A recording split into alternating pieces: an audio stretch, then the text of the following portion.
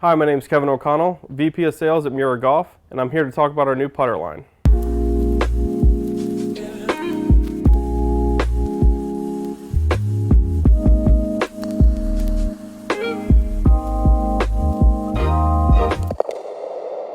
Well, it's been a little bit since we've had putters. Our last putter launch was in 2018. And just like our irons and wedges, it takes time to develop new product. Typically, a new product is about a 2 to 3 year process from initial concept to finished product. And it's been no different with the putters. We wanted to get it right. We had no set target launch date in mind. We wanted to make sure every detail of the putters was correct before we launched it, and I think we're there right now. It starts with the concept.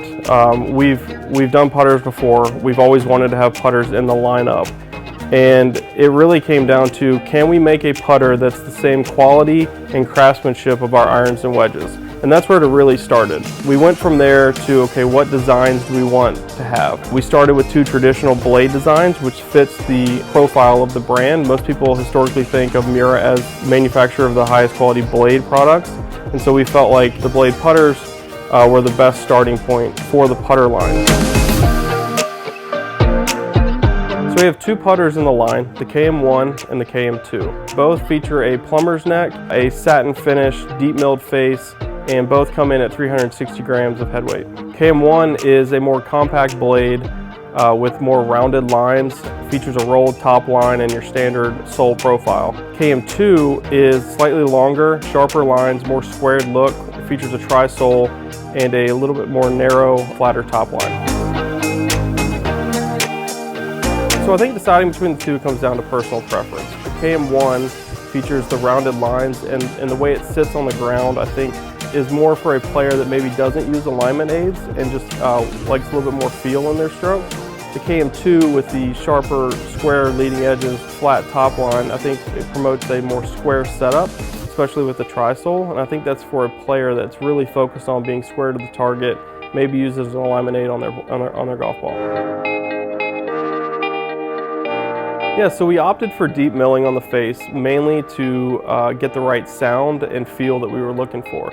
Much like our irons and wedges, we like a soft yet solid feel, and the deep milling gives us that. Yeah, so that's a great question. This is not the same steel that we use for our irons. The S20C that we use for the irons and wedges was not conducive to the milling process. That forced us to look at other options. Shinya Miura was instrumental in helping us find the proper material for this putter project. He believes that the best raw materials give us the best starting point. And in doing so, we found SUS 303 stainless, prepped to Japanese stainless steel standards that were then forged into billets and used for the milling process. So as a result, this material gives us the quality and feel that you would look for in Miura irons and wedges. So we opted for the retro logo for a number of reasons. The putter line is named after Katsuhiro Miura to start. We felt like the retro logo was a nod to Mr. Miura and the work that he began back in the 70s. The retro logo is also a staff favorite, and we've been looking for a way to get it into the product line for some time now. We felt it fit perfectly in the cavity, and so this was the best time to introduce it. The retro logo is a secondary logo. It is not replacing the MT design. For the grip, we decided to use a premium cabretta leather. This is a standard pistol grip with the embossed Miura logo on the top. We also have the same grip in a mid-size. It features the same cabretta leather and the embossed Miura logo on the top. KM1 and KM2 are just a start of what we hope will be a full putter line that we'll be rolling out in the near future. So for customers in the US and Canada, please visit MiuraGolf.com for more information on these putters.